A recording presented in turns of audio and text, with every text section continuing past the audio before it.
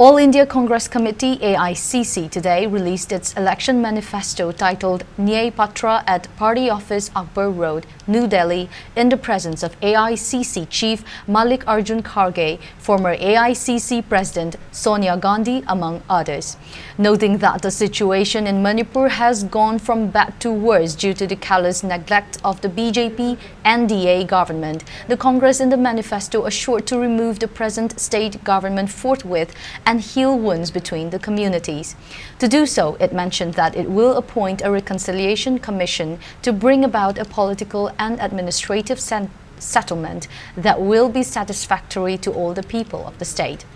Besides ensuring appropriate compensation and redress for the victims and survivors of the conflict in Manipur, the manifesto also promised for a final solution and agreement with the Naga groups on the basis of preliminary agreement that had been agreed in 2013 to 14. In the context of the Northeast as a whole, the manifesto promised to support border trade and make every effort to increase the volume and value of such trade.